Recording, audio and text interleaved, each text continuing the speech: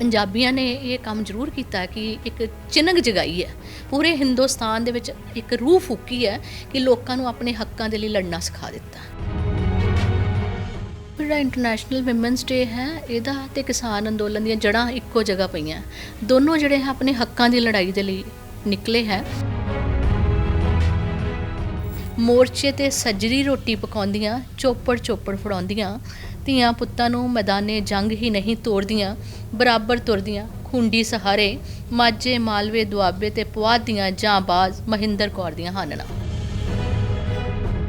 ਇਹ ਜਿਹੜੀਆਂ ਸਾਡੀਆਂ ਸਰਕਾਰਾਂ ਆਪਣੇ ਆਪ ਨੂੰ ਦੇਸ਼ ਹੀ ਸਮਝੀ ਜਾ ਰਹੀਆਂ, ਔਰ ਦੇਸ਼ ਧਰੋਹੀ ਅਸੀਂ ਕਦੀ ਵੀ ਨਹੀਂ ਹੋ ਸਕਦੇ, ਪੰਜਾਬੀ ਤਾਂ ਬਿਲਕੁਲ ਨਹੀਂ ਹੋ ਸਕਦੇ।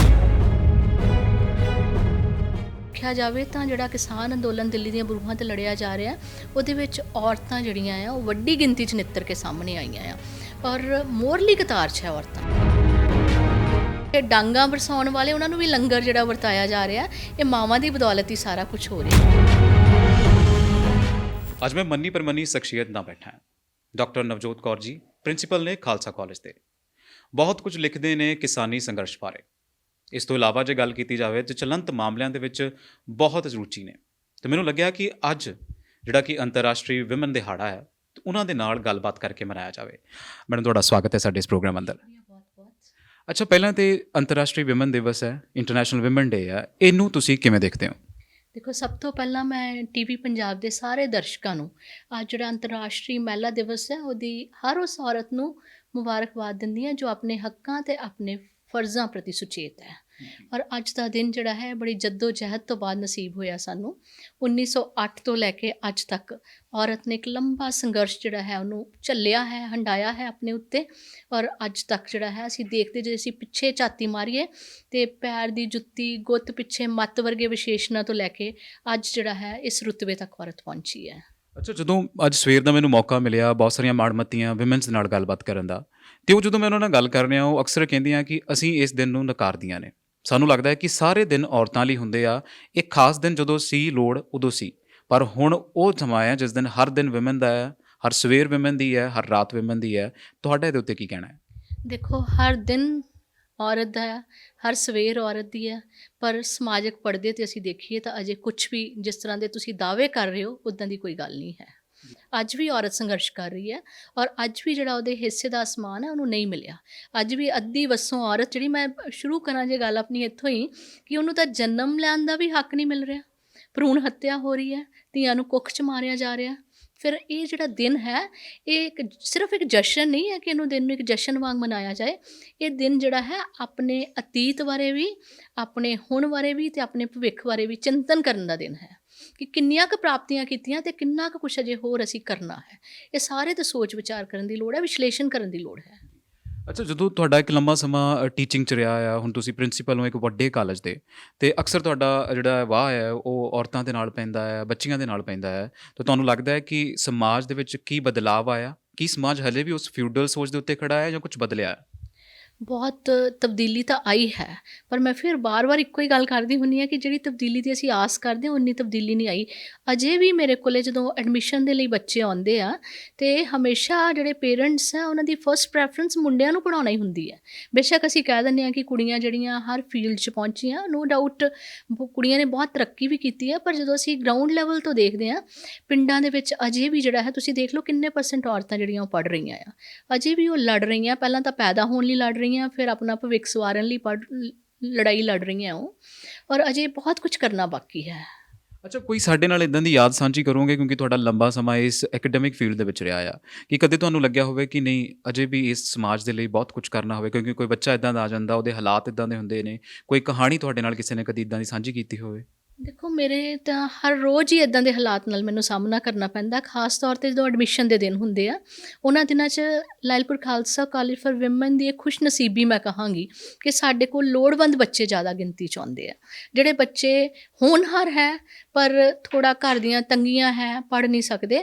ਔਰ ਮੈਨੂੰ ਮਾਣ ਹੈ ਇਸ ਗੱਲ ਦਾ ਕਿ ਮੇਰੀ ਗਵਰਨਿੰਗ ਕੌਂਸਲ ਇੰਨੀ ਦਿਆਨਤਦਾਰ ਹੈ ਕਿ ਉਹਨਾਂ ਦਾ ਇੱਕ ਆਦੇਸ਼ ਹੈ ਸਾਨੂੰ ਕਿ ਕਾਲਜ ਦਾ ਗੇਟ ਜਿਹੜਾ ਬੱਚਾ ਐਂਟਰ ਕਰ ਗਿਆ ਪੜ੍ਹਨ ਦੀ ਇੱਛਾ ਲੈ ਕੇ, ਉਹਨੂੰ ਨੂੰ ਫੰਡਸ ਦੀ ਕਮੀ ਕਰਕੇ ਕਦੀ ਵਾਪਸ ਨਹੀਂ ਜਾਣ ਦੇਣਾ। ਔਰ ਅਸੀਂ ਜਿੱਥੋਂ ਮਰਜ਼ੀ ਕਰੀਏ, ਬਹੁਤ ਸਾਰੇ NRI ਸਾਡੇ ਨਾਲ ਜੁੜੇ ਹੋਏ ਆ, ਈਵਨ ਜਲੰਧਰ ਸ਼ਹਿਰ ਦੇ ਬਹੁਤ ਸਾਰੇ ਲੋਕ ਸਾਡੇ ਨਾਲ ਜੁੜੇ ਹੋਏ ਆ, ਜਿਹੜੇ ਸਾਡੇ ਬੱਚਿਆਂ ਨੂੰ ਅਡਾਪਟ ਕਰ ਲੈਂਦੇ ਆ ਔਰ ਪੂਰੀ ਫੀਸ ਵੀ ਦੇ ਰਹੇ ਆ। ਬੱਚੇ ਘੱਟੋ ਘੱਟ ਮੈਨੂੰ ਲੱਗਦਾ 40-50 ਬੱਚੇ ਇਸ ਸਾਲ ਜਿਹੜੇ ਹੈ, ਕਿਉਂਕਿ ਇਸ ਸਾਲ ਥੋੜ੍ਹਾ ਜਿਹਾ ਕੋਵਿਡ ਕਰਕੇ ਵੀ ਥੋੜ੍ਹਾ ਜ਼ਿਆਦਾ ਤੰਗੀਆਂ ਸੀ ਪੇਰੈਂਟਸ ਨੂੰ, ਨੌਕਰੀਆਂ ਛੁੱਟ ਗਈਆਂ ਲੋਕਾਂ ਦੀਆਂ, ਆਰਥਿਕ ਤੌਰ 'ਤੇ ਮੰਦਹਾਲੀ ਸੀਗੀ। ਘੱਟੋ ਘੱਟ 40-50 ਬੱਚੇ ਜਿਹੜੇ ਮੈਂ ਅਡਾਪਟ ਕਰਵਾਏ ਆ ਔਰ ਮੈਨੂੰ ਇਸ ਗੱਲ 'ਤੇ ਬਹੁਤ ਸੰਤੁਸ਼ਟੀ ਮਿਲਦੀ ਹੈ। ਅੱਛਾ, ਅਕਸਰ ਨਿਰਭਇਆ ਕਾਂਡ ਹੁੰਦਾ ਹੈ ਦਿੱਲੀ ਦੇ ਵਿੱਚ, ਉਸ ਤੋਂ ਬਾਅਦ ਪੂਰਾ ਦੇਸ਼ ਹਿੱਲ ਜਾਂਦਾ। ਦੰਗੇ ਵੀ ਹੋਣੇ ਕਈ ਥਾਂ ਤੇ ਹੁੰਦੇ ਨੇ, ਫਿਰ ਰੋਸ ਮੁਜ਼ਾਹਰੇ ਜਿਹੜੇ ਨੇ ਉਹ ਰਾਸ਼ਟਰਪਤੀ ਭਵਨ ਤੱਕ ਪਹੁੰਚਦੇ ਨੇ। ਉਦੋਂ ਬਾਅਦ ਲੱਗਦਾ ਸੀ ਕਿ ਸ਼ਾਇਦ ਹੁਣ ਇੱਦਾਂ ਦੀ ਘਟਨਾ ਨਹੀਂ ਹੋਊਗੀ, ਪਰ ਸ਼ਾਇਦ ਇਹ ਸਾਡਾ ਇੱਕ ਵਹਿਮ ਸੀਗਾ। ਉਸ ਤੋਂ ਬਾਅਦ ਲਗਾਤਾਰ ਘਟਨਾ ਹੁੰਦੀਆਂ ਰਹੀਆਂ। ਕੀ ਕਾਰਨ ਹੈ, ਕੀ ਅਕਸ ਹੈ ਸਾਡੇ ਸਮਾਜ ਦਾ ਇਹਨੂੰ ਲੈ ਕੇ? ਦੇਖੋ, ਦਿਲ ਦਹਿਲਾਉਣ ਵਾਲੀਆਂ ਘਟਨਾਵਾਂ ਵਾਪਰਦੀਆਂ ਔਰ ਅਫਸੋਸ ਵਾਲੀ ਗੱਲ ਇਹ ਹੈ ਕਿ ਕਿਸ ਦੇਸ਼ 'ਚ ਵਾਪਰਦੀਆਂ ਜਿੱਥੇ ਔਰਤ ਨੂੰ ਦੇਵੀ ਦੇ ਨਾਲ ਨਵਾਜ਼ਿਆ ਜਾਂਦਾ, ਜਿੱਥੇ ਪੂਜਾ ਕੀਤੀ ਜਾਂਦੀ ਹੈ ਚੰਡੀ, ਦੁਰਗਾ, ਭਵਾਨੀ ਦੇ ਰੂਪ ਵਿੱਚ ਉਹਦੀ, ਔਰ ਜਿੱਥੇ ਛੋਟੀਆਂ-ਛੋਟੀਆਂ ਕੁੜੀਆਂ ਨੂੰ ਕੰਜਕਾਂ ਦੇ ਰੂਪ ਵਿੱਚ ਪੂਜਿਆ ਜਾਂਦਾ ਔਰ ਉਸੇ ਹੀ ਦੇਸ਼ ਦੀਆਂ ਸੜਕਾਂ ਦੇ ਉੱਤੇ ਕੁੜੀਆਂ ਜਿਹੜੀਆਂ ਉਹ ਉਹਨਾਂ ਦੀ ਬੇਪਤੀ ਹੁੰਦੀ ਹੈ। ਝਾੜੀਆਂ ਤੋਂ, ਸੁਨਸਾਨ ਥਾਵਾਂ ਤੋਂ ਉਹਨਾਂ ਦੀਆਂ ਬਲਾਤਕਾਰ ਹੋਈਆਂ ਲਾਸ਼ਾਂ ਲੱਭਦੀਆਂ ਆ ਔਰ ਲਾਸ਼ਾਂ ਵੀ ਨਹੀਂ ਲੱਭਦੀਆਂ, ਕਈ ਵਾਰੀ ਤਾਂ ਪਿੰਜਰ ਲੱਭਦੇ ਔਰ ਪਿੰਜਰ ਵੀ ਨਹੀਂ ਲੱਭਦੇ, ਕਈ ਵਾਰੀ ਤਾਂ ਉਹ ਵੀ ਜਿਹੜੇ ਹੈ ਮਿਟਾ ਦਿੱਤੇ ਜਾਂਦੇ ਆ। ਔਰ ਸਭ ਤੋਂ ਵੱਧ ਅਫਸੋਸ ਉਦੋਂ ਹੁੰਦਾ ਹੈ ਜਦੋਂ ਜਿਹੜੀਆਂ ਪੰਚਾਇਤਾਂ ਔਰ ਜਿਹੜੇ ਖਾਪ ਪੰਚਾਇਤਾਂ ਔਰ ਜਿਹੜੇ ਸਰਕਾਰੀ ਧਿਰ ਦੇ ਲੋਕ ਇਹ ਕਹਿਣਾ ਸ਼ੁਰੂ ਕਰ ਦਿੰਦੇ ਕਿ ਰੇਪ ਤਾਂ ਹੋਇਆ ਹੀ ਨਹੀਂ। ਬੜਾ ਦਰਦਨਾਕ ਵਰਤਾਰਾ ਹੈ ਇਹ ਸਾਰਾ ਔਰ ਇਹਦੇ ਲਈ ਇੱਕ ਸੰਘਰਸ਼ ਜਿਹੜਾ ਹੈ ਚੱਲ ਰਿਹਾ ਔਰ ਚੱਲਦਾ ਅਜੇ ਤੱਕ। ਪਤਾ ਨਹੀਂ ਕਿੰਨੀ ਕੁ ਲੰਬੀ ਲੜਾਈ ਅਸੀਂ ਲੜਨੀ ਹੈ ਹੋਰ। ਡਾਕਟਰ ਸਾਹਿਬ, ਜੇ ਤੁਸੀਂ ਗੱਲ ਕਹਿ ਰਹੇ ਹੋ ਕਿ ਜਿਹੜੀਆਂ ਪੰਚਾਇਤਾਂ ਨੇ ਜਾਂ ਨਿਆਂਪਾਲਿਕਾ ਜਿਹਦੀ ਗੱਲ ਤੁਸੀਂ ਕਰ ਰਹੇ ਹੋ, ਅੱਛਾ ਹੁਣ ਥੋੜ੍ਹੇ ਦਿਨ ਪਹਿਲਾਂ ਇਹ ਆਇਆ ਕਿ ਜੇ ਤਾਂ ਬਲਾਤਕਾਰ ਕੀਤਾ ਫਿਰ ਉਹਦੇ ਨਾਲ ਵਿਆਹ ਕਰਾ ਲਾ ਤੇ ਸਾਰਾ ਕੁਝ ਸੈਟਲ ਹੋ ਜਾਊਗਾ। ਮੈਂ ਵੀ ਬਹੁਤ ਸ਼ਿੱਦਤ ਦੇ ਨਾਲ ਇਸ ਗੱਲ ਨੂੰ ਮਹਿਸੂਸ ਕੀਤਾ ਸੀ ਕਿ ਕਿੰਨੀ ਸ਼ਰਮਨਾਕ ਗੱਲ ਹੈ ਕਿ ਸਾਡੇ ਦੇਸ਼ ਦੀ ਸਰਵਉੱਚ ਅਦਾਲਤ, ਜਿੱਥੇ ਚੀਫ ਜਸਟਿਸ ਦੀ ਬੈਂਚ ਵਾਲਾ ਇੱਕ ਅਧਿਕਾਰੀ ਜਿਹੜਾ ਨਿਆਂ ਅਧਿਕਾਰੀ ਇੱਕ ਨਾਬਾਲਗ ਦੇ ਨਾਲ ਜਿਹੜਾ ਰੇਪ ਹੋਇਆ ਉਸ ਰੇਪਿਸਟ ਨੂੰ ਪੁੱਛ ਰਿਹਾ ਕਿ ਤੂੰ ਇਹਦੇ ਨਾਲ ਵਿਆਹ ਕਰਾ ਲੇਂਗਾ। ਇਹ ਗੱਲ ਤਾਂ ਸੋਚੀ ਵੀ ਨਹੀਂ ਜਾ ਸਕਦੀ, ਕਲਪਨਾ ਵੀ ਨਹੀਂ ਕੀਤੀ ਜਾ ਸਕਦੀ ਕਿ ਇਹ ਕੋਈ ਛੋਟਾ ਮੋਟਾ ਅਪਰਾਧ ਨਹੀਂ ਹੈ ਕਿ ਚੋਰੀ ਕੀਤੀ ਹੈ ਤੇ ਚਲੋ ਇਹਨੂੰ ਕੋਈ ਸਜ਼ਾ ਦੇ ਕੇ ਮਾफ़ ਕਰ ਦਿਓ। ਇਹ ਬਹੁਤ ਵੱਡਾ ਗੁਨਾਹ ਹੈ ਔਰ ਮਾਨਵਤਾ ਵਿਰੋਧੀ ਘਿਨਾਉਣਾ ਜੁਰਮ ਹੈ ਇਹ, ਔਰ ਇਹਨੂੰ ਤਾਂ ਮਾफ़ ਕੀਤਾ ਹੀ ਨਹੀਂ ਜਾ ਸਕਦਾ। ਔਰ ਮੈਨੂੰ ਲੱਗਦਾ ਕਿ ਬਹੁਤ ਗਿਣਤੀ ਜਿਹੜੇ ਮਰਦ ਹੈ ਨਾ, ਉਹ ਅਜੇ ਵੀ ਇਹੀ ਸੋਚਦੇ ਆ ਕਿ ਔਰਤ ਵਿਚਾਰੀ ਆ, ਅਬਲਾ ਆ, ਕਮਜ਼ੋਰ ਹੈ, ਹਰ ਪੱਖੋਂ ਨੂੰ ਮਾੜੀ ਸਮਝਿਆ ਜਾਂਦਾ ਔਰ ਸਹਾਰਿਆਂ ਦੀ ਲੋੜ ਸਮਝੀ ਜਾਂਦੀ ਹੈ। ਮੈਨੂੰ ਲੱਗਦਾ ਕਿ ਸ਼ਾਇਦ ਜਸਟਿਸ ਸਾਹਿਬ ਦਾ ਜਿਹੜਾ ਇਹ ਪ੍ਰਸ਼ਨ ਸੀ ਇਹ ਉਸੇ ਸੋਚ 'ਚੋਂ ਨਿਕਲਿਆ ਹੋਣਾ ਕਿ ਸਹਾਰਾ ਦੇ ਦਿਓ ਵਿਚਾਰੀ ਨੂੰ, ਹੈ ਨਾ। ਅਸੀਂ ਉੱਦਾਂ ਵੀ ਦੇਖਿਆ ਕਿ ਜਦੋਂ ਇੱਦਾਂ ਦੀਆਂ ਘਟਨਾਵਾਂ ਵਾਪਰਦੀਆਂ ਆ, ਟੂ ਬੀ ਵੈਰੀ ਫਰੈਂਕ, ਕੀ ਹੁੰਦਾ ਆ ਜਦੋਂ ਕਿਸੇ ਨਾਲ ਕੋਈ ਗੱਲ ਕਰਦਾ, ਬਹੁਤ ਮਾੜਾ ਹੋਇਆ, ਨਹੀਂ ਹੋਣਾ ਚਾਹੀਦਾ ਸੀ, ਪਰ ਕੁਛ ਨਹੀਂ ਹੁੰਦਾ, ਚੁੱਪ ਕਰਕੇ ਬੈਠਾ ਰਿਹਾ। ਬਹੁਤ ਸਾਰੀਆਂ ਗੱਲਾਂ ਤਾਂ ਜਿਹੜੀਆਂ ਅਦਾਲਤਾਂ ਤੱਕ ਪਹੁੰਚਦੀਆਂ ਹੀ ਨਹੀਂ, ਸਮਾਜਿਕ ਪਰਦੇ ਤੱਕ ਘਟਨਾਵਾਂ ਪਹੁੰਚਦੀਆਂ ਹੀ ਨਹੀਂ ਹੈਗੀਆਂ। ਚਲੋ, ਜਦੋਂ ਆਪਾਂ ਇਹ ਨਿਆਂਪਾਲਿਕਾ ਦੀ ਤਾਂ ਗੱਲ ਕਰ ਲਈ, ਕਿਉਂਕਿ ਹੁਣ ਸਿਸਟਮ ਦੇ ਵਿੱਚ BJP ਆ, ਪਿਛਲੇ 5 ਸਾਲ ਸੀਗੇ, ਹੁਣ 2 ਸਾਲ ਆ, ਤੁਹਾਡਾ ਬਹੁਤ ਲੰਬਾ ਐਕਸਪੀਰੀਅੰਸ ਹੈ, ਕਿਵੇਂ ਦੇਖਦੇ ਹੋ ਇਸ ਸਰਕਾਰ ਨੂੰ, ਸਪੈਸ਼ਲੀ ਔਰਤਾਂ ਦੇ ਹਕੂਕਾਂ ਦੇ ਬਾਰੇ? ਦੇਖੋ, ਹਾਥਰਸ ਦੀ ਘਟਨਾ ਤੁਹਾਡੇ ਸਾਹਮਣੇ ਹੈ ਔਰ ਵੱਡੇ ਘਰਾਂ ਦੇ ਕਾਕੇ ਜਿਹੜੇ ਹੈ ਪੋਲੀਟੀਕਲ ਪਾਰਟੀਜ਼ ਨਾਲ ਰਿਲੇਟਡ ਜਿਹੜੇ ਨੌਜਵਾਨ ਹੈ, ਆਮ ਤੌਰ 'ਤੇ ਉਹੀ ਜਿਹੜੇ ਹੈ ਇੱਦਾਂ ਦੇ ਗੁਨਾਹਾਂ ਦੇ ਵਿੱਚ ਸ਼ਾਮਲ ਹੁੰਦੇ ਆ। ਔਰ ਜਦੋਂ ਅਸੀਂ ਕਹਿੰਦੇ ਸੰਵਿਧਾਨ ਸਾਨੂੰ ਬਰਾਬਰ ਦੇ ਅਧਿਕਾਰ ਦਿੰਦਾ ਆ, ਔਰਤ ਮਰਦ ਨੂੰ ਮੌਲਿਕ ਅਧਿਕਾਰ ਬਰਾਬਰ ਹੈ, ਨੌਕਰੀ ਦੇ ਅਧਿਕਾਰ ਬਰਾਬਰ ਹੈ, ਪਰ ਮੈਨੂੰ ਨਹੀਂ ਲੱਗਦਾ ਕਿ ਕੋਈ ਬਰਾਬਰੀ ਵਾਲੀ ਗੱਲ ਹੈ। ਡਾਕਟਰ ਸਾਹਿਬ, ਜਦੋਂ ਆਪਾਂ ਗੱਲ ਕਰਦੇ ਹਾਂ BJP ਦੀ ਖਾਸ ਕਰਕੇ, ਪਹਿਲਾਂ ਲਵ ਜਿਹਾਦ ਆਉਂਦਾ ਆ, ਫਿਰ ਸਕਾਟ ਬਣਾ ਦਿੱਤੇ ਜਾਂਦੇ ਆ ਕਿ ਬਈ ਜਿਹੜੇ ਪ੍ਰੇਮੀ ਜੋੜੇ ਆ ਇਹਨਾਂ ਨੂੰ ਤੁਸੀਂ ਮਾਰ ਦੇਣਾ ਹੈ। ਉਹਨਾਂ ਨੇ ਕੁੱਟ-ਕੁੱਟ ਕੇ ਮਾਰ ਵੀ ਦਿੱਤਾ ਕਈ ਜਗ੍ਹਾ ਦੇ ਉੱਤੇ, ਤਾਂ ਸਾਡੇ ਕੋਲੇ ਖਬਰਾਂ ਆਉਂਦੀਆਂ ਨੇ। ਤੁਹਾਨੂੰ ਲੱਗਦਾ ਹੈ ਕਿ ਐਕਸਟ੍ਰੀਮਿਜ਼ਮ ਜਾਂ ਕਹਿ ਲਓ ਕਿ ਬਹੁਤ ਜ਼ਿਆਦਾ ਤਸ਼ੱਦਦ ਹੋ ਰਿਹਾ BJP ਦੀ ਸਰਕਾਰ ਦੇ ਟਾਈਮ ਹੀ? ਦੇਖੋ, ਪਹਿਲਾ ਮੇਰਾ ਮਹਾਨ ਦੇਸ਼ ਹੈ ਜਿੱਥੇ ਪਿਆਰ ਕਰਨ ਦੇ ਬਦਲੇ ਸਜ਼ਾ ਦਿੱਤੀ ਜਾਂਦੀ ਹੈ। ਆਮ ਤੌਰ 'ਤੇ ਨਫ਼ਰਤ ਕਰਨ ਦੇ ਬਦਲੇ ਸਜ਼ਾ ਹੁੰਦੀ ਹੈ। ਪਹਿਲਾ ਦੇਸ਼ ਹੈ ਜਿੱਥੇ ਪਿਆਰ ਕਰਨ ਲਈ ਸਜ਼ਾ ਦਿੱਤੀ ਜਾਂਦੀ ਹੈ। ਇਹ ਔਰ ਜਿਹੜਾ ਲਵ ਜਹਾਦ ਵਰਗੇ ਨਾਅਰੇ ਹੈ ਨਾ, ਇਹ ਤਾਂ ਸਰਕਾਰ ਆਪਣੀਆਂ ਨਾਕਾਮੀਆਂ, ਨਾ ਅਹਿਲੀਆਂ ਜਿਹੜੀਆਂ ਨਲੈਕੀਆਂ ਆ ਉਹਨਾਂ ਨੂੰ ਛੁਪਾਉਣ ਦੇ ਲਈ ਇੱਦਾਂ ਦੇ ਨਾਅਰੇ ਲਾ ਦਿੰਦੀ ਹੈ ਔਰ ਲੋਕਾਂ ਦਾ ਧਿਆਨ ਜਿਹੜਾ ਦੂਜੇ ਪਾਸੇ ਲਾਉਣਾ ਚਾਹੁੰਦੀ ਹੈ। ਅੱਛਾ, ਜੇ ਆਪਾਂ ਮੁੱਦਿਆਂ ਦੀ ਗੱਲ ਕਰੀਏ ਕਿ ਅਸਲ ਮੁੱਦੇ ਇੱਕ ਦੇਸ਼ ਦੇ, ਮੁਲਕ ਦੇ, ਸਾਡੇ ਵਰਗੇ ਮੁਲਕ ਦੇ, ਜਿਹਨੂੰ ਅਸੀਂ ਕਹਿੰਦੇ ਹਾਂ ਕਿ ਇਹ ਪ੍ਰੋਗਰੈਸਿਵ ਮੁਲਕਾਂ ਦੇ ਵਿੱਚ ਆਉਣ ਲੱਗਾ ਆ, ਇਹਦੇ ਅਸਲ ਮੁੱਦੇ ਕੀ ਹੋਣੇ ਚਾਹੀਦੇ ਨੇ ਤੇ ਜਿਹੜੇ ਮੁੱਦੇ ਭੁਗਤਾਏ ਜਾ ਰਹੇ ਨੇ, ਜਿਹੜੇ ਮੁੱਦੇ ਫਰੰਟ ਤੇ ਲੈ ਕੇ ਜਾ ਰਹੇ ਨੇ, ਉਹ ਕਿਹੜੇ ਨੇ? ਜਰਾ ਇਹ ਦੱਸੋ ਸਾਡੇ ਦੇਖਣ ਵਾਲਿਆਂ ਨੂੰ। ਦੇਖੋ, ਸਭ ਤੋਂ ਪਹਿਲਾਂ ਤਾਂ ਇਸ ਵੇਲੇ ਦੇਸ਼ ਦੇ ਵਿੱਚ ਭਖਦਾ ਮੁੱਦਾ ਜਿਹੜਾ ਹੈ ਉਹ ਮਹਿੰਗਾਈ, ਬੇਰੁਜ਼ਗਾਰੀ, ਭ੍ਰਿਸ਼ਟਾਚਾਰ ਔਰ ਬਹੁਤ ਸਾਰੀਆਂ ਬੇਰੁਜ਼ਗਾਰੀ ਦੇ ਵਿੱਚ ਦੇਖੋ ਕਿਸ ਤਰ੍ਹਾਂ ਨੌਜਵਾਨ ਜਿਹੜੇ ਐਡੀਆਂ ਵੱਡੀਆਂ ਡਿਗਰੀਜ਼ ਲੈ ਕੇ ਇੱਕ ਪੀਐਨ ਦੀ ਪੋਸਟ ਨਿਕਲਦੀ ਉੱਥੇ ਪੀਐਚਡੀ ਕੈਂਡੀਡੇਟ ਪਹੁੰਚੇ ਹੁੰਦੇ ਆ, ਹੈ ਨਾ। ਔਰ ਇਸ ਵੇਲੇ ਇਹ ਸਾਰੀਆਂ ਸਮੱਸਿਆਵਾਂ ਨਾਲ ਲੜਨ ਦੀ ਲੋੜ ਹੈ। ਔਰ ਜਿਹੜਾ ਸਭ ਤੋਂ ਵੱਡਾ ਮੁੱਦਾ ਇਸ ਵੇਲੇ ਤੁਸੀਂ ਦੇਖ ਰਹੇ ਹੋ, ਕਿਸਾਨ ਅੰਦੋਲਨ ਚੱਲ ਰਿਹਾ। 102 ਦਿਨ ਹੋ ਗਏ ਦਿੱਲੀ ਦੀਆਂ ਬਰੂਹਾਂ ਤੇ ਕਾਲੇ ਕਾਨੂੰਨਾਂ ਨੂੰ ਵਾਪਸ ਕਰਾਉਣ ਲਈ, ਔਰ ਸਰਕਾਰ ਰਾਜ ਹੱਥ ਹੀ ਨਹੀਂ ਛੱਡ ਰਹੀ। ਇਹ ਸਾਰੇ ਮੁੱਦੇ ਜਿਹੜੇ, ਇਹ ਸਾਰੀਆਂ ਇਹ ਛੋਟੀਆਂ-ਛੋਟੀਆਂ ਗੱਲਾਂ, ਲਵ ਜਹਾਦ, ਇਹ ਉਹ ਸਾਰਾ ਫਜ਼ੂਲ ਗੱਲਾਂ ਹੈ। ਔਰ ਧਰਮਾਂ ਦੇ ਨਾਂ 'ਤੇ, ਜਾਤਾਂ ਦੇ ਨਾਂ 'ਤੇ, ਕੌਮਾਂ ਦੇ ਨਾਂ 'ਤੇ ਸਾਨੂੰ ਵੰਡ ਕੇ ਸਾਡਾ ਧਿਆਨ ਜਿਹੜਾ ਹੈ ਉਹਨੂੰ ਦੂਸਰੇ ਪਾਸੇ ਭਟਕਾਉਣ ਦੀ ਕੋਸ਼ਿਸ਼ ਕੀਤੀ ਜਾ ਰਹੀ ਹੈ। ਤੁਸੀਂ ਕਿਸਾਨੀ ਸੰਘਰਸ਼ ਦੀ ਗੱਲ ਕੀਤੀ ਹੈ ਤੇ ਮੈਂ ਲਗਾਤਾਰ ਦੇਖਦਾ ਸੀ ਕਿ ਤੁਸੀਂ ਬੜਾ ਕੁਝ ਲਿਖ ਰਹੇ ਹੋ, ਬੋਲ ਰਹੇ ਹੋ, ਸੰਬੋਧਨ ਕਰ ਰਹੇ ਹੋ ਲੋਕਾਂ ਨੂੰ ਕਿਸਾਨੀ ਸੰਘਰਸ਼ ਬਾਰੇ। ਇਸ ਸੰਘਰਸ਼ ਦੀ ਟੀਸ ਸਰਕਾਰ ਨੂੰ ਕਿਉਂ ਨਹੀਂ ਸੁਣ ਰਹੀ? ਕਿਉਂਕਿ ਇੱਕ ਵਿਮਨ ਹੋ ਕੇ ਤੁਸੀਂ ਇਸ ਨੂੰ ਕਿਵੇਂ ਦੱਸਣਾ ਚਾਹੋਗੇ ਕਿ ਅੱਜ, ਕਿਉਂਕਿ ਉਹ ਦਿਨ ਹੈ ਜਦੋਂ ਸਾਡੀਆਂ ਮਾਤਾਵਾਂ ਭੈਣਾਵਾਂ ਉੱਥੇ ਬੈਠੀਆਂ ਤੇ ਕਈ ਵਾਰ ਉਹਨਾਂ ਦੇ ਨਾਲ ਤਸ਼ੱਦਦ ਵੀ ਹੁੰਦਾ ਹੈ। ਜੇ ਅਸੀਂ ਬੇਸਿਕ ਰਾਈਟ ਦੀ ਗੱਲ ਕਰ ਲਈਏ ਕਿ ਸਾਨੂੰ ਸ਼ੌਚਾਲਿਆ ਦਾ ਜਿਹੜਾ ਉਹ ਵੀ ਉਹਨਾਂ ਤੋਂ ਖੋਲ੍ਹੇ ਜਾਂਦੇ ਹੁੰਦੇ ਆ, ਤਾਂ ਉਸ ਨੂੰ ਕਿਵੇਂ ਦੇਖਦੇ ਹੋ ਤੁਸੀਂ? ਦੇਖੋ, 5-6 ਮਹੀਨੇ ਹੋ ਗਏ ਆ ਕਿਸਾਨ ਅੰਦੋਲਨ ਸ਼ੁਰੂ ਹੋਏ ਨੂੰ। ਅਸਲ 'ਚ ਦੇਖਿਆ ਜਾਏ ਤਾਂ ਟੋਲ ਪਲਾਜ਼ਾਸ 'ਤੇ, ਰੇਲਵੇ ਟਰੈਕਸ 'ਤੇ ਫਿਰ ਹੁਣ ਤਾਂ ਅੱਜ ਪੂਰਾ 102ਵਾਂ ਦਿਨ ਹੈ ਜਦੋਂ ਦਿੱਲੀ ਦੀਆਂ ਬਰੂਹਾਂ ਕਿਸਾਨ ਘੇਰੀ ਬੈਠੇ ਆ। ਔਰ ਕਿਸਾਨ ਅੰਦੋਲਨ ਨਹੀਂ, ਇਸ ਵੇਲੇ ਤਾਂ ਜਨ ਅੰਦੋਲਨ ਬਣ ਚੁੱਕਾ ਹੈ। ਹਰ ਕਿੱਤੇ ਔਰ ਹਰ ਖਿੱਤੇ ਦਾ ਬੰਦਾ ਜਿਹੜਾ ਇਹਦੇ 'ਚ ਸ਼ਾਮਲ ਹੈ। ਔਰ ਸਰਕਾਰ ਨੇ ਹਰ ਹੀਲਾ ਵਸੀਲਾ ਵਰਤ ਕੇ ਦੇਖ ਲਿਆ ਇਸ ਅੰਦੋਲਨ ਨੂੰ ਫੇਲ ਕਰਨ ਲਈ। ਸਭ ਤੋਂ ਪਹਿਲਾਂ ਜਿਹੜਾ ਹੈ ਧਰਮ ਦਾ ਵੀ ਚੱਲਿਆ ਪੱਤਾ, ਕਿ ਦੇਖੋ ਜੀ ਸਾਡੇ ਨੌਜਵਾਨਾਂ ਦੇ ਉੱਤੇ ਕਿੱਦਾਂ ਦੇ ਇਲਜ਼ਾਮ ਲਾਏ, ਖਾਲਿਸਤਾਨੀ, ਮਾਓਵਾਦੀ, ਕਿਸ ਤਰ੍ਹਾਂ ਦੇ ਸਾਰੇ ਇਲਜ਼ਾਮ ਲਾਏ। ਪਰ ਸਾਡੇ ਬੱਚਿਆਂ ਨੇ ਉੱਥੇ ਸਾਬਤ ਕਰ ਦਿੱਤਾ ਕਿ ਇਹ ਸਾਰੇ ਇਲਜ਼ਾਮ ਝੂਠੇ ਆ। ਉਹਨਾਂ ਨੇ ਜਿਸ ਤਰ੍ਹਾਂ ਦਾ ਜਾਬਤਾ, ਜਿੰਨੀ ਵਾਰੀ ਮੈਂ ਉੱਥੇ ਗਈ ਹਾਂ ਮੈਂ ਦੇਖ ਕੇ ਆਈ ਹਾਂ ਕਿ ਕਿਸ ਤਰ੍ਹਾਂ ਦਾ ਸੰਜਮ ਸਾਡੀ ਨੌਜਵਾਨੀ ਨੇ ਆਪਣੇ 'ਤੇ ਅਖਤਿਆਰ ਕੀਤਾ ਹੋਇਆ। ਇੱਕ ਇੱਧਰ ਉੱਧਰ ਇੱਕ ਪੁਆਇੰਟ ਵੀ ਨਹੀਂ ਹੋ ਰਹੀ ਉਹਨਾਂ ਦਾ, ਪੂਰਾ ਫੋਕਸਡ ਨੇ ਉਹ ਇਸ ਵੇਲੇ ਅੰਦੋਲਨ ਦੇ ਉੱਤੇ। ਔਰ ਉਸ ਤੋਂ ਬਾਅਦ ਜਿਹੜਾ ਖਿੱਤਿਆਂ 'ਚ ਵੰਡਣ ਦੀ ਕੋਸ਼ਿਸ਼ ਕੀਤੀ, ਉੱਥੇ ਵੀ ਸਰਕਾਰ ਫੇਲ ਹੋਈ। ਕਿ ਪਹਿਲਾਂ ਕਹਿੰਦੇ ਸੀ ਸਿਰਫ ਪੰਜਾਬੀਆਂ ਦਾ, ਦੇਖੋ ਹਰਿਆਣਵੀ ਔਰ ਸਾਰਾ ਦੇਸ਼ ਜਿਹੜਾ ਹੈ, ਪੰਜਾਬੀਆਂ ਨੇ ਇਹ ਕੰਮ ਜ਼ਰੂਰ ਕੀਤਾ ਕਿ ਇੱਕ ਚਿਨਗ ਜਗਾਈ ਹੈ ਪੂਰੇ ਹਿੰਦੁਸਤਾਨ ਦੇ ਵਿੱਚ, ਇੱਕ ਰੂਹ ਫੂਕੀ ਹੈ ਕਿ ਲੋਕਾਂ ਨੂੰ ਆਪਣੇ ਹੱਕਾਂ ਦੇ ਲਈ ਲੜਨਾ ਸਿਖਾ ਦਿੱਤਾ। ਕਿਉਂਕਿ ਕਾਫੀ ਦੇਰ ਤੋਂ ਅਸੀਂ ਦੇਖ ਰਹੇ ਸੀਗੇ ਕਿ ਲੋਕ ਨਿਰਾਸ਼ ਹੋਈ ਜਾ ਰਹੇ ਸੀਗੇ, ਜਾਂ ਆਤਮਘਾਤ ਕਰ ਰਹੇ ਸੀ, ਔਰ ਜਾਂ ਸਾਡੀ ਨੌਜਵਾਨੀ ਜਿਹੜੀ ਵਿਦੇਸ਼ਾਂ ਵੱਲ ਰੁੱਖ ਕਰੀ ਜਾ ਰਹੀ ਸੀ। ਪਰ ਕਿਸਾਨ ਅੰਦੋਲਨ ਨੂੰ ਮੈਂ ਇਸ ਗੱਲੋਂ ਵੀ ਸਲਾਮ ਕਰਦੀ ਹਾਂ ਕਿ ਇਹਨਾਂ ਨੇ ਲੋਕਾਂ ਨੂੰ ਦੱਸਿਆ ਕਿ ਆਪਣੇ ਹੱਕਾਂ ਲਈ ਆਪਣੇ ਦੇਸ਼ 'ਚ ਰਹਿ ਕੇ ਕਿੱਦਾਂ ਲੜਨਾ ਹੈ। ਅੱਛਾ, ਮੇਰਾ ਅਗਲਾ ਸਵਾਲ ਇਹੀ ਹੈ ਕਿ ਤੁਹਾਨੂੰ ਲੱਗਦਾ ਹੈ, ਕਿਉਂਕਿ ਅਸੀਂ ਪੰਜਾਬੀ ਜਿਹੜੇ ਨੇ ਝੰਡਾ ਬਰਦਾਰ ਰਹੇ ਨੇ, ਚਾਹੇ ਆਜ਼ਾਦੀ ਦੀ ਲੜਾਈ ਕਰ ਲਈਏ, ਚਾਹੇ ਅਸੀਂ ਬਹੁਤ ਸਾਰੀਆਂ ਹੋਰ ਲੜਾਈਆਂ ਦੀ ਗੱਲ ਕਰ ਲਈਏ, ਹਮੇਸ਼ਾ ਅਸੀਂ ਫਰੰਟ ਤੇ ਖੜੇ ਹਾਂ, ਵਾਰੀਅਰ ਬਣੇ ਹਾਂ। ਹੁਣ ਤੁਹਾਨੂੰ ਲੱਗਦਾ ਹੈ ਕਿ ਪੰਜਾਬੀਆਂ ਲਈ ਇਹ ਮੁੜ ਸੁਰਜੀਤ ਕਰਨ ਵਾਲੀ ਗੱਲ ਹੈ, ਕਿਉਂਕਿ ਅਸੀਂ ਆਪਣੇ ਆਪ ਨੂੰ ਵਾਰਿਸ ਦੱਸਦੇ ਹਾਂ ਮਹਾਰਾਜਾ ਰਣਜੀਤ ਸਿੰਘ ਦੇ, ਹਰੀ ਸਿੰਘ ਨਲੂਆ ਦੇ, ਭਗਤ ਸਿੰਘ ਦੇ, ਤੇ ਇਹ ਰਿਵਾਈਵ ਕਰਨ ਲਈ ਆਇਆ ਹੈ? ਬਿਲਕੁਲ, ਇਹ ਰਿਵਾਈਵ ਹੋ ਰਿਹਾ ਕਿਉਂਕਿ ਵਕਤ ਜਿਹੜਾ ਹਮੇਸ਼ਾ ਇੱਕੋ ਜਿਹਾ ਨਹੀਂ ਰਹਿੰਦਾ, ਇਤਿਹਾਸ ਰਿਪੀਟ ਹੁੰਦਾ ਆ। ਔਰ ਉਹੀ ਇਤਿਹਾਸ ਰਿਪੀਟ ਹੋ ਰਿਹਾ। ਪੰਜਾਬ ਦੇ ਲੋਕਾਂ ਨੇ ਸ਼ੁਰੂਆਤ ਕੀਤੀ ਆ, ਹਰਿਆਣੇ ਨੇ ਨਾਲ ਛੋਟੇ ਭਰਾ ਵਾਂਗੂ ਮੋਢੇ ਨਾਲ ਮੋਢਾ ਜੋੜਿਆ ਔਰ ਪੂਰੇ ਹਿੰਦੁਸਤਾਨ ਨੂੰ ਜਗਾ ਕੇ ਰੱਖ ਦਿੱਤਾ। ਅੱਜ ਚੱਪਾ ਜਾਗ ਪਿਆ ਔਰ ਲੋਕਾਂ ਨੂੰ ਪੂਰੀ ਆਪਣੇ ਹੱਕਾਂ ਦੀ ਸੋਝੀ ਹੋ ਗਈ ਹੈ।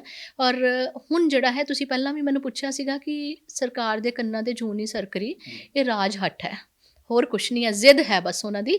ਔਰ ਮੈਂ ਹੁਣ ਵੀ ਇਹੀ ਕਹਿੰਦੀ ਹਾਂ, ਸਰਕਾਰਾਂ ਨੂੰ ਇਹੀ ਦਰਖਾਸਤ ਹੈ ਕਿ ਮਨੁੱਖੀ ਜ਼ਿੰਦਗੀਆਂ ਬਹੁਤ ਕੀਮਤੀ ਹੈ, ਇਹਨਾਂ ਨੂੰ ਅਜਾਈ ਨਾ ਗਵਾਓ ਔਰ ਆਪਣੇ ਫੈਸਲੇ 'ਤੇ ਚੰਗੀ ਤਰ੍ਹਾਂ ਮੁੜ ਵਿਚਾਰ ਕਰੋ ਔਰ ਇਸ ਫੈਸਲੇ ਨੂੰ ਵਾਪਸ ਲਓ। ਕਿਉਂਕਿ ਸਰਕਾਰ ਕਹਿ ਚੁੱਕੀ ਹੈ ਕਿ ਅਸੀਂ ਇਹਨਾਂ ਕਾਨੂੰਨਾਂ ਦੇ ਵਿੱਚ ਜਿਹੜਾ ਹੈ ਇਹਨਾਂ ਨੂੰ ਠੀਕ ਕਰ ਦਿੰਦੇ ਹਾਂ, ਇੱਕ ਖਾਲੀ ਡੱਬਾ ਰਹਿਣ ਦਿੰਦੇ ਹਾਂ। ਪਰ ਜਦੋਂ ਤੁਹਾਡੇ ਸੈਂਟਰ ਦੇ ਹੱਕ 'ਚ ਨਹੀਂ ਹੈ, ਸੈਂਟਰ ਬਣਾ ਹੀ ਨਹੀਂ ਸਕਦਾ ਕਾਨੂੰਨ, ਇਹ ਸਟੇਟ ਦਾ ਸਬਜੈਕਟ ਹੈ, ਤੇ ਫਿਰ ਕਿਉਂ? ਤੇ ਜੇ ਅੱਜ ਮੈਨੂੰ ਲੱਗਦਾ ਕਿ ਇਸ ਅੰਦੋਲਨ ਦੀ ਜਿੱਤ ਲਾਜ਼ਮ ਹੋਣੀ ਚਾਹੀਦੀ ਹੈ ਕਿ ਜੇ ਹਾਰ ਜਾਂਦੇ ਹਾਂ ਨਾ, ਤੇ ਫਿਰ ਹਾਕਮ ਜਮਾਤ ਨੇ ਜਿੱਦਾਂ ਦੇ ਮਨਸੂਬੇ ਘੜੇ ਹੋਏ, ਉਹ ਬਹੁਤ ਖਤਰਨਾਕ ਹੈ ਸਾਡੇ ਲੋਕਤੰਤਰ ਲਈ ਵੀ, ਸਾਡੇ ਸੰਵਿਧਾਨ ਲਈ ਵੀ। ਅੱਛਾ, ਇੱਕ ਫਰੀडम ਆਰਗੇਨਾਈਜੇਸ਼ਨ ਹੈ ਜਿਹੜੀ ਲੋਕਤੰਤਰਾਂ ਦੀ ਮਿਆਰ ਕਰਦੀ ਹੈ, ਲੋਕਤੰਤਰਾਂ ਦੇ ਬਾਰੇ ਗੱਲ ਕਰਦੀ ਹੈ।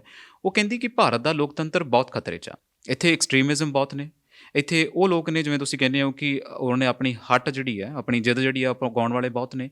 ਜਦੋਂ ਫਿਰ ਆਪਾਂ ਕਹਿੰਦੇ ਹਾਂ ਕਿ ਇਹ ਜਿੱਦ ਕਰਨ ਵਾਲੇ ਨੇ, ਤੇ ਫਿਰ ਇਹ ਜਿੱਦ ਕਰਨ ਵਾਲਾ ਜਲਦੀ ਮੰਨਦਾ ਵੀ ਨਹੀਂ ਹੈ। ਸੰਘਰਸ਼ ਦੀ ਗੱਲ ਕਰੀਏ ਤਾਂ ਹੁਣ ਬਹੁਤ ਲੰਬਾ ਸਮਾਂ ਹੋ ਗਿਆ, ਬਹੁਤ ਸਾਰੇ ਲੋਕਾਂ ਨੇ ਕਹਿਣਾ ਵੀ ਸ਼ੁਰੂ ਕਰ ਦਿੱਤਾ ਵੀ ਨਾ, ਸਰਕਾਰਾਂ ਕਿੱਥੇ ਮੰਨਦੀਆਂ ਨੇ, ਇਹਨਾਂ ਨੂੰ ਤਾਂ ਮੁੜ ਆਉਣਾ ਚਾਹੀਦਾ ਹੈ। ਤੁਹਾਨੂੰ ਲੱਗਦਾ ਕਿ ਹੁਣ ਬਹੁਤ ਕਰੜੇ ਅਰੜੇ ਹੋ ਕੇ ਸਾਨੂੰ ਸਾਰਿਆਂ ਨੂੰ ਲੜਨਾ ਪੈਣਾ ਹੈ? ਦੇਖੋ, ਨਾਗਰਿਕਤਾ ਸੋਧ ਬਿੱਲ, ਫਿਰ ਨਵੀਂ ਐਜੂਕੇਸ਼ਨ ਪੋਲਿਸੀ, ਫਿਰ ਇਹ ਕਿਸਾਨ ਬਿੱਲ ਜਿਹੜੇ ਹੈਗੇ ਆ, ਲੋਕਤੰਤਰ ਦਾ ਗਲਾ ਘੁੱਟਿਆ।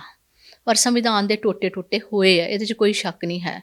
ਔਰ ਆਪਣੇ ਹੱਕਾਂ ਦੇ ਲਈ ਜਿਹੜਾ ਲੜਨਾ ਹੈ ਉਹ ਇਸ ਵੇਲੇ ਬਹੁਤ ਲਾਜ਼ਮ ਹੈ। ਸਾਨੂੰ ਲੜਨਾ ਹੋਏਗਾ ਔਰ ਇੱਕ ਤਿੱਖੀ ਲੜਾਈ ਜਿਹੜੀ ਹੈ ਉਹ ਸਾਨੂੰ ਕਰਨੀ ਹੋਏਗੀ। ਸਾਨੂੰ ਹੁਣ ਹਰ ਪੰਜਾਬੀ, ਹਰ ਹਿੰਦੁਸਤਾਨੀ ਦਾ ਫਰਜ਼ ਬਣਦਾ ਹੈ ਕਿ ਅਸੀਂ ਆਪਣੇ ਜਿਹੜੇ ਬੁੱਕਲਾਂ ਦੇ ਵਿੱਚ ਲੁਕੇ ਹੋਏ ਉਹਨਾਂ 'ਚੋਂ ਬਾਹਰ ਨਿਕਲੀਏ ਔਰ ਆਪਣੀ ਬਹੁਤ ਮਹਿੰਗੇ ਮੁੱਲ ਲਈ ਆਜ਼ਾਦੀ ਹੈ। ਸ਼ਹੀਦ ਆਜ਼ਮ ਭਗਤ ਸਿੰਘ, ਸ਼ਹੀਦ ਸੁਖਦੇਵ, ਰਾਜਗੁਰੂ, ਇਹਨਾਂ ਸਾਰੇ ਔਰ ਕਿੰਨੇ ਪਰਸੈਂਟ ਪੰਜਾਬੀਆਂ ਨੇ ਕੁਰਬਾਨੀਆਂ ਦੇ ਕੇ ਦੇਸ਼ ਨੂੰ ਆਜ਼ਾਦ ਕਰਾਇਆ।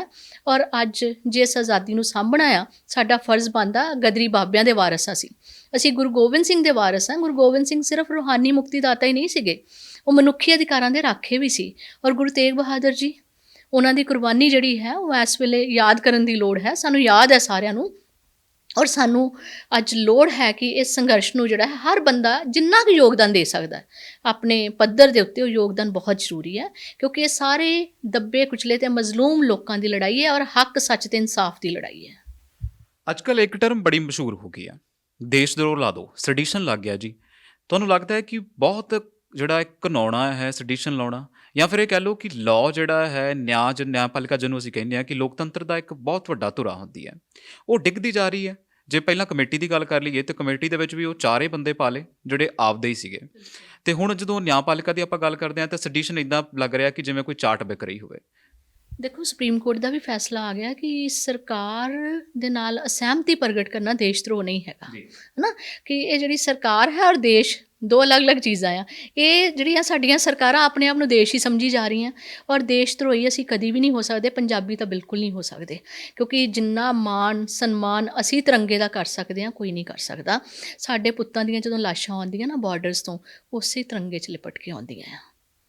ਔਰ ਬਿਲਕੁਲ ਜਿਹੜਾ ਝੰਡੇ ਦਾ, ਜੇ 26 ਜਨਵਰੀ ਦੀ ਤੁਸੀਂ, ਮੈਨੂੰ ਲੱਗ ਰਿਹਾ ਕਿ ਤੁਸੀਂ ਹੌਲੀ ਹੌਲੀ ਉੱਥੇ ਤੱਕ ਪਹੁੰਚਣ ਦੀ ਕੋਸ਼ਿਸ਼ 'ਚ ਹੋ ਕਿ 26 ਜਨਵਰੀ ਨੂੰ ਜਿਹੜਾ ਝੰਡਾ ਝੁਲਾਇਆ ਗਿਆ ਉਹ ਕਿਸੇ ਤਰ੍ਹਾਂ ਨਾਲ ਵੀ ਤਿਰੰਗੇ ਦਾ ਅਪਮਾਨ ਨਹੀਂ ਹੈ।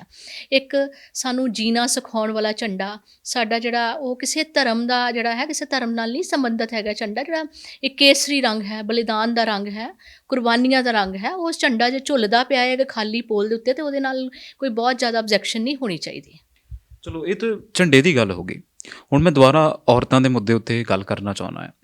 ਅੱਜ ਵੀ ਦੇਖਿਆ ਕਿ ਪੜ੍ਹੇ ਲਿਖੇ ਲੋਕ ਵੀ ਸੈਨੇਟਰੀ ਨੈਪਕਿਨ ਲੈਣ ਜਾਂਦੇ ਨੇ ਅਤੇ ਉਹ ਵੀ ਲਪੇਟ ਕੇ ਅਖਬਾਰਾਂ ਦੇ ਵਿੱਚ ਲਿਆਉਂਦੇ ਨੇ। ਕੁੜੀਆਂ ਗੱਲ ਕਰਨ ਬਾਰੇ ਡਰਦੀਆਂ ਨੇ, ਮੈਂਸਟਰੂਅਲ ਸੌਰੀ ਅੱਜ ਵੀ ਦੇਖਿਆ ਜਾਵੇ ਤਾਂ ਜਿਹੜੇ ਪੜ੍ਹੇ ਲਿਖੇ ਲੋਕ ਨੇ ਉਹ ਵੀ ਸੈਨੇਟਰੀ ਨੈਪਕਿਨ ਜਿਹੜੇ ਨੇ ਉਹ ਅਖਬਾਰਾਂ ਦੇ ਵਿੱਚ ਲਪੇਟ ਕੇ ਆਉਂਦੇ ਨੇ। ਮੈਂਸਟਰੂਅਲ ਬਾਰੇ ਕੁੜੀਆਂ ਗੱਲ ਕਰਨੋਂ ਝਿਜਕਦੀਆਂ ਨੇ। ਤੁਹਾਨੂੰ ਲੱਗਦਾ ਹੈ ਕਿ ਇਹ ਤਾਂ ਇੱਕ ਕੁਦਰਤੀ ਹੋਣੀ ਹੈ, ਇਹਦੇ ਬਾਰੇ ਤਾਂ ਸ਼ਾਇਦ ਆਪਾਂ ਨੂੰ ਕਿਸੇ ਨੂੰ ਵੀ ਖੁੱਲ੍ਹ ਕੇ ਸਮਝਾਉਣਾ ਚਾਹੀਦਾ ਹੈ। ਮੈਂ ਕਿਤੇ ਪੜ੍ਹ ਰਿਹਾ ਸੀ, ਰਾਜਸਥਾਨ ਦੀ ਖਬਰ ਸੀ ਕਿ ਮੈਂਸਟਰੂਅਲ ਆਉਂਦੇ ਬੱਚੀ ਨੂੰ, ਉਹਨੂੰ ਪਤਾ ਨਹੀਂ ਸੀ ਕੀ ਕਰਨਾ, ਉਹਨੇ ਮਿੱਟੀ ਦੇ ਨਾਲ ਆਪਣੇ ਆਪ ਨੂੰ ਇੰਨਾ ਜ਼ਿਆਦਾ ਇਨਫੈਕਟ ਕਰ ਲਿਆ ਕਿ ਉਸ ਤੋਂ ਬਾਅਦ ਉਹਦੀ ਜਾਨ ਚਲੇ ਗਈ। ਇਹ ਜਿਹੜੀ ਮਾਨਸਿਕਤਾ ਹੈ ਨਾ, ਇਹ ਸਾਨੂੰ ਘਰਾਂ ਤੋਂ ਬਦਲਣੀ ਪਏਗੀ। ਬਹੁਤ ਵਧੀਆ ਸਕੂਲ ਜਿਹੜੇ ਹੈ, ਮੇਰੀਆਂ ਬੱਚੀਆਂ ਇੱਥੇ ਪੜ੍ਹੀਆਂ ਸੇਂਟ ਜੋਸਫਸ ਕੌਨਵੈਂਟ ਦੇ ਵਿੱਚ, ਉੱਥੇ ਪ੍ਰੋਪਰ ਉਹਨਾਂ ਦੀ ਕਲਾਸ ਲੱਗਦੀ ਹੁੰਦੀ ਸੀ। ਉਹਨਾਂ ਨੂੰ ਦੱਸਿਆ ਜਾਂਦਾ ਸੀਗਾ ਕਿ ਕਿਸ ਤਰ੍ਹਾਂ ਤੁਸੀਂ ਆਪਣੇ ਆਪ ਨੂੰ ਪ੍ਰੀਪੇਅਰ ਕਰਨਾ ਹੈ। ਪੀਰੀਅਡਸ ਆਉਣ ਤੋਂ ਪਹਿਲਾਂ ਹੀ ਉਹਨਾਂ ਨੂੰ ਦੱਸਤਾ ਜਾਂਦਾ ਸੀ 1-2 ਸਾਲ ਦੇ ਵਿੱਚ ਤੁਹਾਡੇ ਨਾਲ ਬੇਟਾ ਵਾਪਰਨਾ ਹੈ ਕੁਦਰਤੀ ਵਰਤਾਰਾ, ਔਰ ਤੁਸੀਂ ਇਹਦੇ ਲਈ ਮੈਂਟਲੀ ਔਰ ਫਿਜ਼ੀਕਲੀ ਆਪਣੇ ਆਪ ਨੂੰ ਤਿਆਰ ਰੱਖਣਾ ਆ। ਔਰ ਬੱਚੇ ਜਿਹੜੇ, ਉਹਨਾਂ ਨੂੰ ਪਤਾ ਹੁੰਦਾ ਸੀਗਾ। ਔਰ ਅੱਜ ਸਾਨੂੰ ਘਰਾਂ 'ਚ ਵੀ, ਮਾਵਾਂ ਨੂੰ ਵੀ ਇਹੋ ਜਿਹੀਆਂ ਗੱਲਾਂ ਜਿਹੜੀਆਂ ਪਰਦੇ 'ਚ ਰੱਖਣ ਦੀ ਲੋੜ ਨਹੀਂ, ਆਪਣੀਆਂ ਧੀਆਂ ਨੂੰ ਦੱਸਣਾ ਚਾਹੀਦਾ ਆ। ਅੱਛਾ, ਸੰਗ ਪੰਜਾਬੀਆਂ ਦਾ ਗਹਿਣਾ ਕਹਿੰਦੇ ਅਸੀਂ, ਪਰ ਕਈ ਵਾਰੀ ਇਹ ਗਹਿਣਾ ਜਿਹੜਾ ਹੈ ਉਹ ਫਾਂਸੀ ਦਾ ਫੰਦਾ ਵੀ ਬਣ ਜਾਂਦਾ ਹੈ। ਜਿਵੇਂ ਹੁਣ ਆਪਾਂ ਗੱਲ ਕੀਤੀ ਰਾਜਸਥਾਨ ਦੀ, ਇੱਦਾਂ ਦੀਆਂ ਬਹੁਤ ਸਾਰੀਆਂ ਹੋਰ ਐਗਜ਼ਾਮਪਲ ਨੇ ਕਿ ਛੋਟੀ ਮੋਟੀ ਗੱਲ ਹੋ ਜਾਂਦੀ ਹੈ ਬੱਚੀ ਨੂੰ ਅਤੇ ਉਹ ਘਰੇ ਆ ਕੇ ਦੱਸਦੀ ਨਹੀਂ। ਉਸ ਤੋਂ ਬਾਅਦ ਫਿਰ ਉਹ ਗਾਇਨੋਕੋਲੋਜਿਸਟ ਕੋਲ ਨਹੀਂ ਜਾਂਦੀ, ਜਾਂ ਫਿਰ ਉਸ ਵਿਭਾਗ ਨਾਲ ਜੋ ਉਹਨੂੰ ਚੀਜ਼ ਹੋਈ ਹੁੰਦੀ ਹੈ ਉਹਦੇ ਨਾਲ ਉਹ ਪਰੇਸ਼ਾਨੀ ਦੇ ਨਾਲ ਛੁਟਕਾਰਾ ਨਹੀਂ ਪ੍ਰਾਪਤ ਕਰ ਸਕਦੀ। ਸੰਗ ਦੇ ਵਿੱਚ ਉਹਦੀ ਜਾਨ ਚਲੀ ਜਾਂਦੀ ਹੈ। ਇਹਨੂੰ ਕਿੱਦਾਂ ਦੇਖਦੇ ਹੋ? ਸੰਗ ਜਿਹੜੀ ਹੈ ਨਾ, ਇਹ ਸਾਡੀ ਫਿਤਰਤ ਹੈ, ਔਰਤ ਦੀ ਫਿਤਰਤ ਹੈ, ਔਰਤ ਦਾ ਗਹਿਣਾ ਵੀ ਹੈ ਹਯਾ ਔਰ ਸੰਗ ਜਿਹੜੀ ਹੈ। ਪਰ ਸੰਗ ਤੇ ਜਿਹੜੀ ਹੈ ਉਹ ਹਰ ਗੱਲ ਦੇ ਵਿੱਚ ਨਹੀਂ ਨਾ, ਇਸ ਤਰ੍ਹਾਂ ਜਿਹੜੀਆਂ ਤੁਹਾਡੀਆਂ ਫਿਜ਼ੀਕਲ ਪ੍ਰੋਬਲਮਸ ਹੈ ਉਹਦੇ ਵਿੱਚ ਬਿਲਕੁਲ ਵੀ ਕੁੜੀਆਂ ਨੂੰ ਸੰਗਣਾ ਨਹੀਂ ਚਾਹੀਦਾ। ਖੁੱਲ੍ਹ ਕੇ ਗੱਲ ਕਰਨੀ ਚਾਹੀਦੀ ਹੈ, ਮਾਂ ਨਾਲ ਗੱਲ ਕਰਨੀ ਚਾਹੀਦੀ ਹੈ, ਵੱਡੀ ਭੈਣ ਹੈ ਘਰ ਵਿੱਚ, ਉਹਦੇ ਨਾਲ ਗੱਲ ਕਰ ਲਓ। ਔਰ ਪਰਿਵਾਰ ਨੂੰ ਵੀ ਬਿਲਕੁਲ ਪੂਰਾ ਕੋਆਪਰੇਟ ਕਰਨਾ ਚਾਹੀਦਾ ਲੜਕੀਆਂ ਨਾਲ। ਉਹ ਇੱਕ ਬੜੀ ਡੈਲੀਕੇਟ ਜਿਹੀ ਏਜ ਹੁੰਦੀ ਹੈ ਜਦੋਂ ਬੱਚਿਆਂ ਨੂੰ ਪਤਾ ਨਹੀਂ ਹੁੰਦਾ। ਜੇ ਅਸੀਂ ਉਹਨਾਂ ਨੂੰ ਦੱਸਾਂਗੇ ਨਹੀਂ ਤਾਂ ਉਹਨਾਂ ਨੂੰ ਕਿੱਦਾਂ ਪਤਾ ਲੱਗੇਗਾ। ਵਾਕਈ 2 ਸ਼ਬਦ ਹੁੰਦੇ ਆ ਜੀ, ਬੇਪਰਵਾਹ ਅਤੇ ਲਾਪਰਵਾਹ।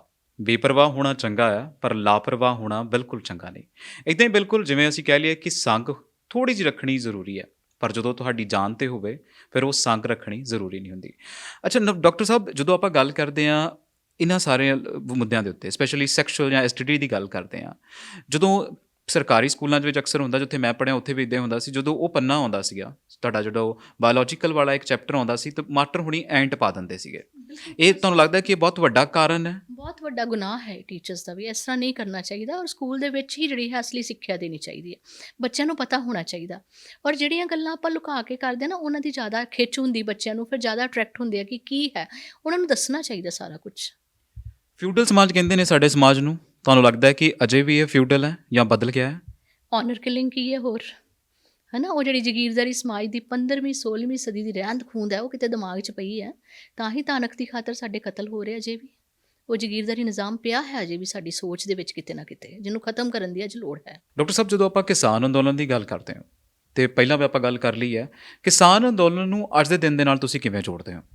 ਦੇਖੋ, ਜਿਹੜਾ ਇੰਟਰਨੈਸ਼ਨਲ ਵਿਮਨਸ ਡੇ ਹੈ, ਇਹਦਾ ਤੇ ਕਿਸਾਨ ਅੰਦੋਲਨ ਦੀਆਂ ਜੜ੍ਹਾਂ ਇੱਕੋ ਜਗ੍ਹਾ ਪਈਆਂ। ਦੋਨੋਂ ਜਿਹੜੇ ਹੈ ਆਪਣੇ ਹੱਕਾਂ ਦੀ ਲੜਾਈ ਦੇ ਲਈ ਨਿਕਲੇ ਹੈ। ਔਰ ਜਿਹੜਾ ਹੈ, ਜੇ ਦੇਖਿਆ ਜਾਵੇ ਤਾਂ ਜਿਹੜਾ ਕਿਸਾਨ ਅੰਦੋਲਨ ਦਿੱਲੀ ਦੀਆਂ ਬਰੂਹਾਂ 'ਤੇ ਲੜਿਆ ਜਾ ਰਿਹਾ, ਉਹਦੇ ਵਿੱਚ ਔਰਤਾਂ ਜਿਹੜੀਆਂ ਆ ਉਹ ਵੱਡੀ ਗਿਣਤੀ 'ਚ ਨਿੱਤਰ ਕੇ ਸਾਹਮਣੇ ਆਈਆਂ ਆ। ਔਰ ਮੋਰਲੀ ਕਤਾਰ 'ਚ ਹੈ ਔਰਤਾਂ, ਔਰ ਪੂਰੀ ਤਰ੍ਹਾਂ ਜਾਗਰੂਕ ਨੇ। ਉਹਨਾਂ ਨੂੰ ਸਿਰਫ ਆਪਣੇ ਫਰਜ਼ਾਂ ਦਾ ਹੀ ਨਹੀਂ ਪਤਾ, ਆਪਣੇ ਹੱਕਾਂ ਦਾ ਵੀ ਪਤਾ, ਔਰ ਕਾਨੂੰਨਾਂ ਦੀ ਵੀ ਪੂਰੀ ਜਾਣਕਾਰੀ ਹੈ। ਬੜਾ ਮਾਣ ਮਹਿਸੂਸ ਹੁੰਦਾ ਜਦੋਂ ਉੱਥੇ ਉਹ ਡਿਸਕਸ਼ਨ 'ਚ ਹਿੱਸਾ ਲੈਂਦੀਆਂ, ਜਦੋਂ ਸਟੇਜ 'ਤੇ ਬੋਲਦੀਆਂ ਆ। ਔਰ ਜਿਹੜੀਆਂ ਉੱਥੇ ਨਹੀਂ ਜਾ ਸਕਦੀਆਂ, ਉਹ ਘਰਾਂ 'ਚ ਰਹਿ ਕੇ ਵੀ ਉਹ ਮਰਦਾਂ ਵਾਲੇ ਸਾਰੇ ਕੰਮ ਕਰ ਰਹੀਆਂ। ਜੇ ਉਹਨਾਂ ਦੇ ਭਰਾ, ਉਹਨਾਂ ਦੇ ਪੁੱਤ ਉੱਥੇ ਬੈਠੇ ਆ, ਅਤੇ ਉਹ ਆਪਣੇ ਘਰ ਡੰਗਰ ਦੇਖ ਰਹੀਆਂ, ਆਪਣੇ ਖੇਤਾਂ 'ਚ ਗੇੜੀ ਮਾਰ ਕੇ ਆ ਰਹੀਆਂ, ਪੂਰੇ ਦਾ ਪੂਰਾ ਧਿਆਨ ਰੱਖ ਰਹੀਆਂ। ਔਰ ਲੀਡਰਸ਼ਿਪ ਜਿਹੜੀ ਹੈ ਉਹ ਵੀ ਇਸ ਗੱਲ ਨੂੰ ਮੰਨ ਗਈ ਆ। 19 ਦਸੰਬਰ ਦਾ ਦਿਨ, 19 ਜਨਵਰੀ ਦਾ ਦਿਨ ਉਹਨਾਂ ਨੇ ਜਿਹੜਾ ਹੈ ਵਿਮਨਸ ਦੇ ਲਈ ਉਹਨਾਂ ਨੇ ਕਰਤਾ ਪੱਕਾ, ਘੋਸ਼ਿਤ ਕਰ ਦਿੱਤਾ ਆ। ਉਹਨਾਂ ਨੇ ਵੀ ਇਸ ਗੱਲ ਨੂੰ ਮੰਨ ਲਿਆ ਹੈ ਕਿ ਜਿਹੜਾ ਮੋਰਚਾ ਹੈ ਉਹਦੀ ਸਾਰਥਿਕਤਾ ਔਰਤਾਂ ਦੇ ਨਾਲ ਵਧੀ ਆ, ਕਿ ਸੰਜਮ ਔਰ ਸਹਿਜਤਾ ਜਿਹੜੀ ਹੈ ਉਹ ਵੱਧ ਆਈ ਹੈ। ਦੇਖੋ ਨਾ ਕਿ ਅੱਜ ਤੱਕ ਦਾ ਸਭ ਤੋਂ ਵੱਧ ਸ਼ਾਂਤਮਈ ਅੰਦੋਲਨ ਹੈ। ਕਿਤੇ ਸਰਕਾਰੀ ਗੈਰ ਸਰਕਾਰੀ ਪ੍ਰਾਪਰਟੀ ਨੂੰ ਕਿਤੇ ਕੋਈ ਨੁਕਸਾਨ ਨਹੀਂ ਪਹੁੰਚਾਇਆ ਗਿਆ। ਈਵਨ ਜਿੱਥੇ ਡਾਂਗਾਂ ਵਰਸਾਉਣ ਵਾਲੇ, ਉਹਨਾਂ ਨੂੰ ਵੀ ਲੰਗਰ ਜਿਹੜਾ ਵਰਤਾਇਆ ਜਾ ਰਿਹਾ, ਇਹ ਮਾਵਾਂ ਦੀ ਬਦੌਲਤ ਹੀ ਸਾਰਾ ਕੁਝ ਹੋ ਰਿਹਾ। ਔਰ ਇਹ ਬੜਾ ਸ਼ੁਭ ਸਗਨ ਹੈ। ਔਰ ਮੈਨੂੰ ਇਹ ਲੱਗਦਾ, ਦੇਖੋ ਬਾਰ-ਬਾਰ ਸਰਕਾਰ, ਤੁਸੀਂ ਬੀਜੇਪੀ ਦੀ ਵੀ ਗੱਲ ਕੀਤੀ ਸੀ ਹੁਣੇ, ਬਾਰ-ਬਾਰ ਫਰਮਾਨ ਕਰ ਰਹੀ ਹੈ ਕਿ ਔਰਤਾਂ ਨੂੰ ਘਰ ਭੇਜ ਦਿਓ। ਮੈਨੂੰ ਤਾਂ ਇਹਦੇ 'ਚੋਂ ਜਿਹੜਾ ਹੈ ਉਹਨਾਂ ਦੇ ਆ ਰਹੀ ਹੈ, ਜਿਹੜੀ ਲਿੰਗ ਆਧਾਰਿਤ ਸਮਾਜ ਹੈ ਨਾ, ਉਹਦੀ ਸਮੈਲ ਆ ਰਹੀ ਹੈ, ਇਹਦੇ 'ਚੋਂ ਬਦਬੂ ਆ ਰਹੀ ਹੈ ਕਿ ਔਰਤਾਂ ਨੂੰ ਕਿਉਂ ਘਰ ਭੇਜ ਦਿਓ, ਕਿ ਔਰਤਾਂ ਕਿਸੇ ਤੋਂ ਘੱਟ ਹੈ। ਔਰ ਇੱਦਾਂ ਦੇ ਫਰਮਾਨ ਪਹਿਲਾਂ ਵੀ ਆਉਂਦੇ ਰਹੇ। ਦੂਸਰੇ ਵਿਸ਼ਵ ਯੁੱਧ ਤੋਂ ਬਾਅਦ ਅਮਰੀਕਾ ਦੇ ਵਿੱਚ ਜਦੋਂ ਮਰਦ ਸਾਰੇ ਯੁੱਧ 'ਚ ਚਲੇ ਗਏ ਸੀ, ਅਤੇ ਉਸ ਵੇਲੇ ਔਰਤਾਂ ਨੂੰ ਕਿਹਾ ਗਿਆ ਸੀਗਾ ਕਿ ਇਸ ਵੇਲੇ ਰਾਸ਼ਟਰ ਨੂੰ ਬਹੁਤ ਵੱਡੀ ਲੋੜ ਹੈ, ਤੁਸੀਂ ਸਨਅਤੀ ਕੰਮਾਂ ਲਈ ਅੱਗੇ ਆਓ, ਤੁਸੀਂ ਸਾਰੇ ਕੰਮ ਸੰਭਾਲੋ ਆ ਕੇ। ਔਰਤਾਂ ਨੇ ਉਸ ਵੇਲੇ ਜਾ ਕੇ ਫੈਕਟਰੀਆਂ 'ਚ ਕੰਮ ਕਰਨਾ ਸ਼ੁਰੂ ਕਰ ਦਿੱਤਾ, ਨਰਸਿੰਗ ਦੇ ਕੰਮ ਜਾ ਕੇ ਆਪਣੇ ਜਿਹੜੇ ਫੌਜੀ ਹੈ, ਉਹਨਾਂ ਦੀ ਫੱਟੜ ਫੌਜੀ, ਉਹਨਾਂ ਦੀ ਸੰਭਾਲ ਕਰਨੀ ਸ਼ੁਰੂ ਕਰ ਦਿੱਤੀ। ਬਹੁਤ ਸਨਅਤੀ ਕੰਮਾਂ ਦੇ ਵਿੱਚ ਉਹ ਡਟ ਗਈਆਂ। ਔਰ ਜਿਸ ਵੇਲੇ ਯੁੱਧ ਬੰਦ ਹੋਇਆ, ਅਤੇ ਉਸ ਵੇਲੇ ਸਰਕਾਰ ਨੂੰ ਲੱਗਿਆ ਕਿ ਹੁਣ ਬੇਰੁਜ਼ਗਾਰੀ ਵੱਧ ਜਾਣੀ ਹੈ, ਜਿਹੜੇ ਵਾਪਸ ਆਏ ਉਹਨਾਂ ਨੂੰ ਰੁਜ਼ਗਾਰ ਦੇਣਾ ਹੈ, ਅਤੇ ਸਰਕਾਰ ਨੇ ਕਹਿਤਾ ਹੁਣ ਤੁਸੀਂ ਘਰਾਂ ਨੂੰ ਵਾਪਸ ਚਲੀਆਂ ਜਾਓ, ਭੁੱਲ ਜਾਓ ਆਪਣਾ ਹੁਨਰ ਕਿ ਤੁਹਾਨੂੰ ਕੁਛ ਆਉਂਦਾ ਹੈ, ਭੁੱਲ ਜਾਓ ਪੈਸੇ ਕਮਾਉਣੇ ਆ, ਜਾ ਕੇ ਆਪਣੇ ਪਰਿਵਾਰ ਸਾਂਭੋ। ਇੱਦਾਂ ਦੇ ਫਰਮਾਨ ਬਹੁਤ ਵਾਰੀ ਹੋਏ ਆ। ਔਰ ਸਰਕਾਰ ਨੂੰ ਇਹੀ ਹੈ ਮੇਰੀ ਚੇਤਾਵਨੀ ਕਿ ਇਹ ਔਰਤਾਂ ਜੋ ਡਟੀਆਂ ਹੋਈਆਂ ਨਾ ਮੋਰਚੇ 'ਤੇ, ਇਹਨਾਂ ਨੇ ਵਾਪਸ ਨਹੀਂ ਜਾਣਾ ਜਦੋਂ ਤੱਕ ਯੁੱਧ ਜਿੱਤ ਨਹੀਂ ਜਾਂਦੇ ਅਸੀਂ। ਅੱਛਾ, ਯੁੱਧ ਦੇ ਵਾਕਿਆ ਹੀ ਮੈਨੂੰ ਲੱਗਦਾ ਕਿ ਜਿਸ ਹਿਸਾਬ ਨਾਲ ਗੱਲਾਂ ਹੋ ਰਹੀਆਂ, ਯੁੱਧ ਜਿੱਤਿਆ ਹੀ ਜਾਊਗਾ। ਦੂਸਰੀ ਬੰਨੇ ਜਦੋਂ ਆਪਾਂ ਪੰਜਾਬ, ਮੈਂ ਬੀਜੇਪੀ ਦੀ ਤਾਂ ਗੱਲ ਕਰ ਲਈ ਸੀਗੀ, ਪੰਜਾਬ ਸਰਕਾਰ ਦੀ ਗੱਲ ਨਹੀਂ ਕੀਤੀ ਸੀ, ਤੁਹਾਨੂੰ ਇਹਦਾ ਕਿੰਨਾ ਕੁ ਰੋਲ ਲੱਗਦਾ ਹੈ? ਦੇਖੋ, ਪੰਜਾਬ ਸਰਕਾਰ ਇਸ ਵੇਲੇ ਤੇ ਬਿਲਕੁਲ ਪੰਜਾਬੀਆਂ ਦੇ ਨਾਲ ਹੈ।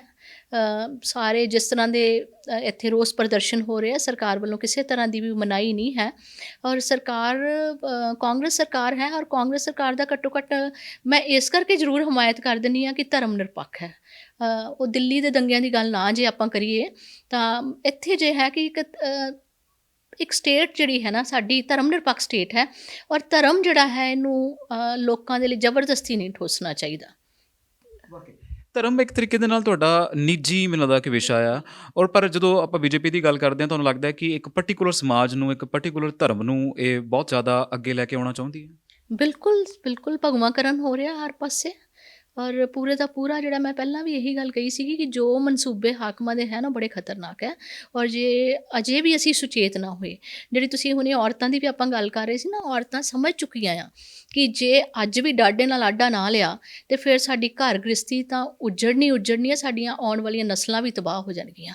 ਇਸੇ ਕਰਕੇ, ਕਿਉਂਕਿ ਸਭ ਤੋਂ ਵੱਧ ਨੁਕਸਾਨ ਜਿਹੜਾ ਔਰਤ ਨੂੰ ਝੱਲਣਾ ਪੈਂਦਾ ਆ। ਔਰ ਇਸ ਵੇਲੇ ਪਤਾ ਕਿ ਜੇ ਆਰਥਿਕ ਤੰਗੀ ਕਰਕੇ ਪਤੀ ਸੁਸਾਈਡ ਕਰ ਲਏਗਾ, ਅਤੇ ਔਰਤ 'ਤੇ ਕਿੰਨੀਆਂ ਵੱਡੀਆਂ ਮੁਸ਼ਕਿਲਾਂ ਆ ਜਾਂਦੀਆਂ ਹੈ ਨਾ।